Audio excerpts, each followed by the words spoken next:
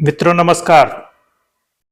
मेरा यह जो चैनल है मतलब मैंने अपने ही नाम पर रखा है, राजहंस राजू।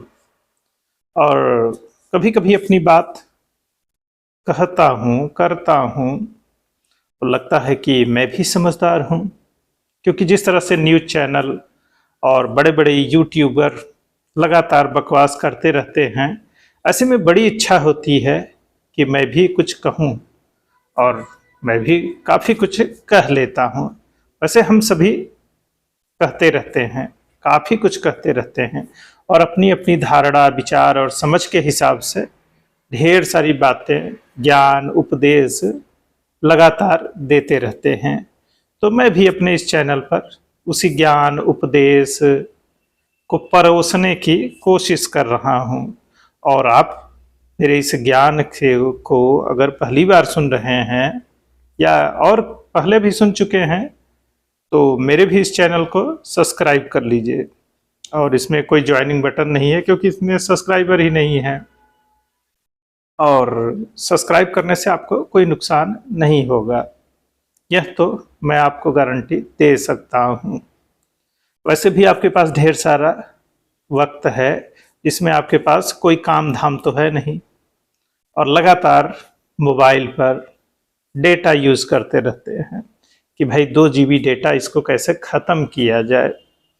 ऐसे में ढेर सारी बकवास चीज़ें आप लगातार देखते रहते हैं और अपने दिमाग में न जाने कितना कूड़ा भरते चले जाते हैं।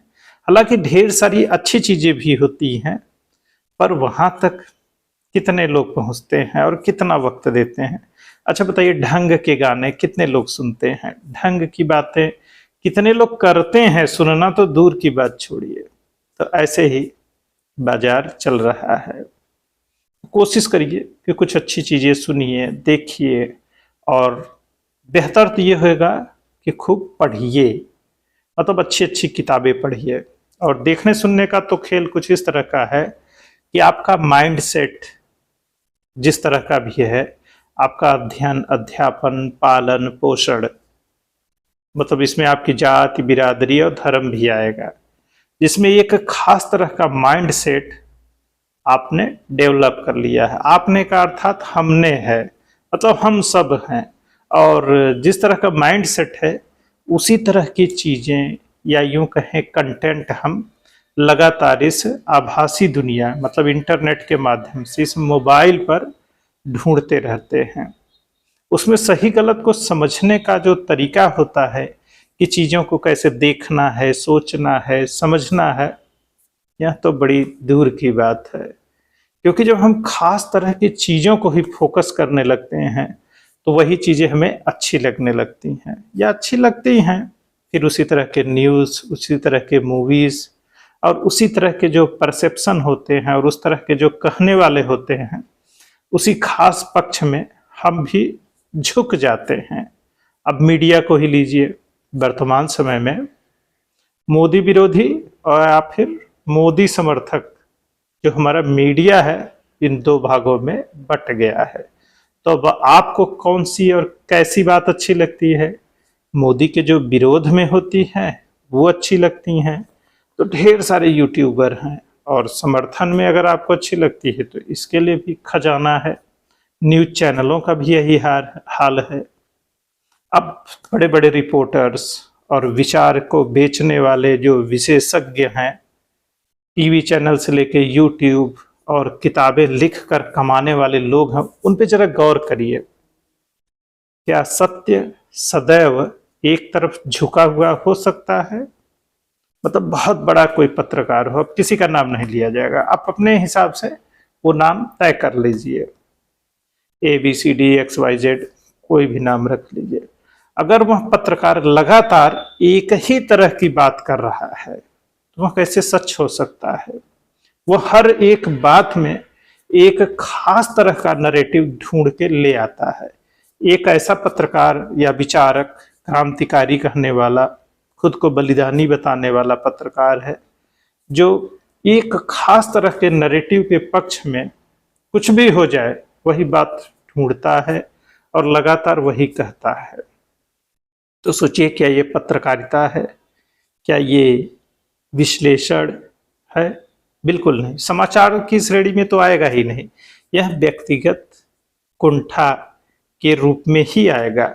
अब ऐसे पत्रकारों को लीजिए जो लगातार समर्थन के पक्ष में कुछ खास नरेटिव और विचारों को पकड़े रहते हैं और वही बात कहते रहते हैं, तो वहां भी वही बीमारी है।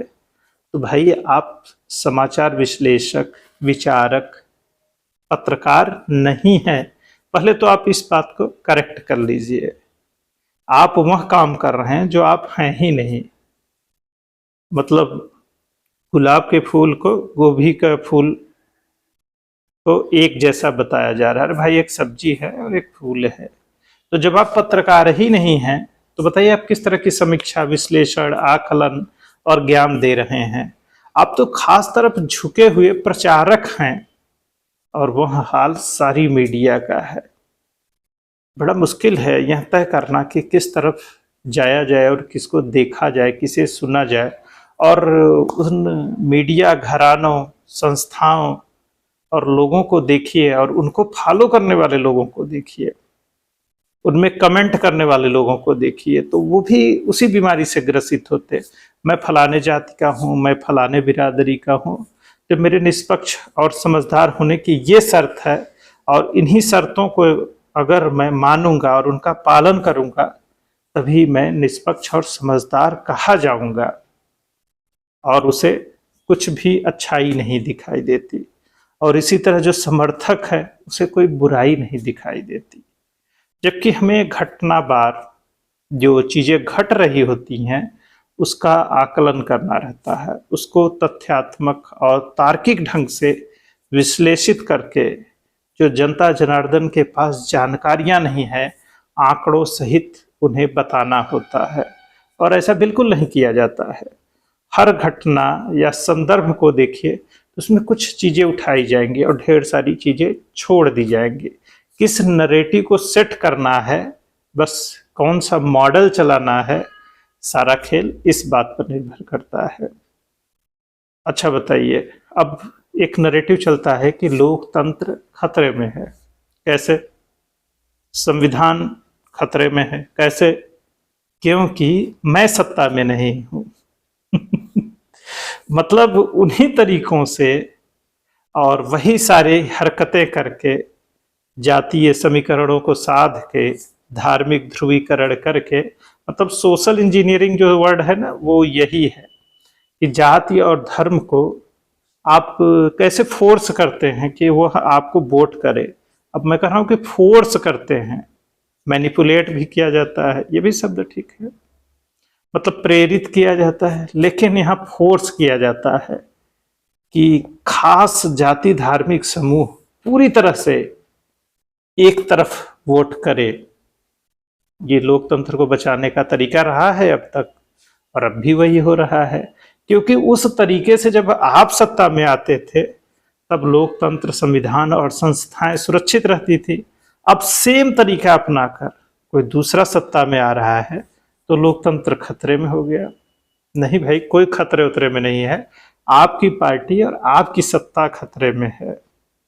भारत के लोकतंत्र की प्राचीनता, जनता की समझ इतनी है, वो हैंडल कर लेगी, आप चिंता मत करिए। आप अपने रोजी रोटी की फिक्र करिए और ये जो राजनीति को जो व्यवसाय बना रखे हैं इससे थोड़ा बचने की कोशिश करिए। अब हमारे राजनीतिक दलों को देखिए, उसका नाम कुछ भी वही XYZ ABCD, तो देखिए तो वो कौन सी बात करते हैं, किस तरह की भाषा का इस्तेमाल करते हैं। मतलब जिस बात की वो आलोचना कर रहे हैं दूसरे दल और नेता की, वह स्वयं आकंठ उन्हीं समस्याओं और बुराइयों से डूबे हुए हैं। तो फिर ऐसे में आप कौन सी दशा और दिशा सुधार सकते हैं? आप में और उसमें कौन सा अंतर है? फिर चुनाव के पहले जिस तरह से दल बदल होता है, एक पार्टी से दूसरी पार्टी में लोग आते हैं जाते हैं, तो वास्तव में कुछ नया क्या होता है? मंत्री वही आदमी बनता है जो पिछली सरकार में पिछली पार्टी में था, ठेकेदार वही सारे लोग हैं, दलाल वही सारे लोग हैं, मतलब सबकी व्यवस्था वैसे ही टाइट रहती है। तो फिर आपने क्या विकल्प दिया? तो जो चीज़ें बदल रही हैं वो तकनीक के स्तर पे बदल रही हैं और जन जागृति और जागरूकता से बदल रही हैं, एजुकेशन से बदल रही हैं। तो जो सरकार इसमें भागीदारी कर रही है उसको सराहा जाएगा और सराहा जा रहा है। अब वर्तमान सरकार ने बहुत सारे ऐसे बेहतरीन काम किए हैं। अब मैं नाम लेना ठीक नहीं मानता, क्योंकि फिर यही किसी खास सरकार और व्यक्ति के पक्ष में चीजें जाएंगी और जा रही हैं। जैसे लाभार्थी समूह, और अपनी बात को कहने के लिए अच्छा तरीका, मतलब आपको कम्युनिकेटर होना पड़ेगा। अगर आप अच्छे कम्युनिकेटर नहीं हैं तो आप सूचना प्रौद्योगिकी, तकनीकी आदि चीज़ों का इस्तेमाल कैसे कर पाएंगे? वह तो आपके सामने वैसे ही रॉ मटेरियल की तरह रह जाएगी।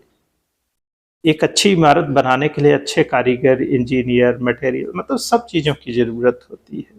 अब आप में इतनी काबिलियत और हुनर ही नहीं है कि कुछ वैसा आप कर सके, तो कुछ वैसा होगा ही नहीं।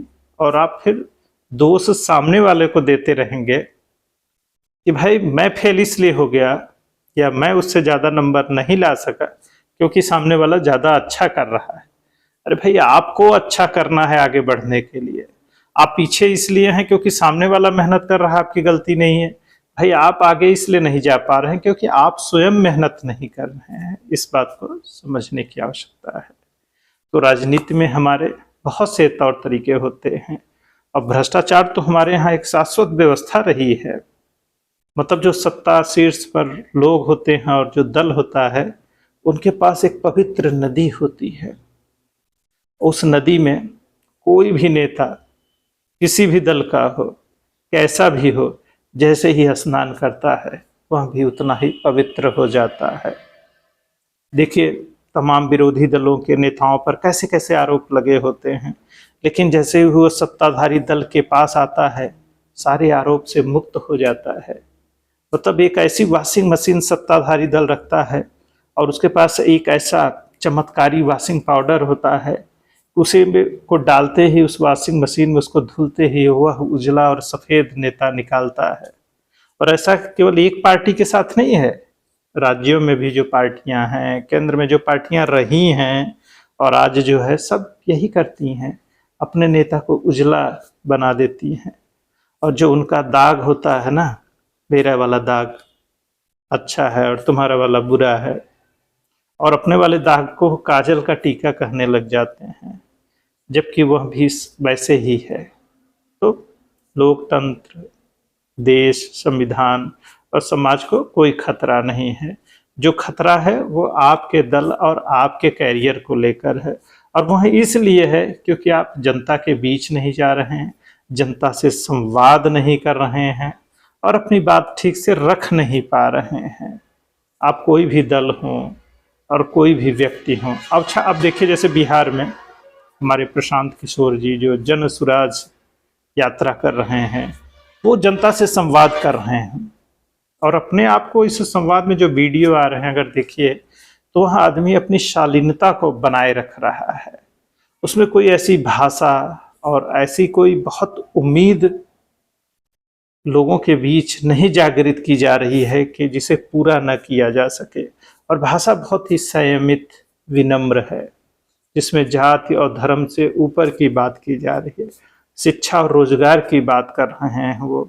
आम आदमी को कैसे जोड़ा जाए, उसमें भरोसा कैसे पैदा किया जाए, उसे चांद सितारे और करोड़ों के सपने नहीं दिखाए जा रहे हैं, बल्कि प्रशांत किशोर अपनी बातों में यह कर रहे हैं कि जो बदलाव लाएंगे आप लाएंगे। अपने बच्चों के लिए आप कैसा बिहार चाहते हैं तो वो आप बनाएंगे, कोई और नहीं बनाएगा। तो जब नेता इस तरह का संवाद करता है और जनता से जुड़ने की कोशिश करता है, तब हकीकत में बदलाव होते हैं। और इस बात की उम्मीद करनी चाहिए कि मेरा नेता अच्छा हो, और अच्छा होगा भी। लेकिन कैसे होगा? जब वोटर वोट ही अच्छे आदमी को नहीं देगा तो अच्छा नेता कहाँ से पैदा होगा? वह कोई भी आदमी हो। और राजनीति, लोकतंत्र में सत्ता पाना, यह भी एक बड़ा व्यवसाय है। इस बात को भी स्वीकार करिए, तो उसके भी हथकंडे तो अपनाए ही जाएंगे। तो इसी के साथ अभी की बात का विराम देते हैं। और हाँ, मेरे भी इस चैनल को सब्सक्राइब जरूर करिए, मुझे भी कुछ सब्सक्राइबर चाहिए। तो इसी के साथ अभी की बात खत्म करते हैं। जय हिंद, जय भारत, अपना ख्याल रखिए।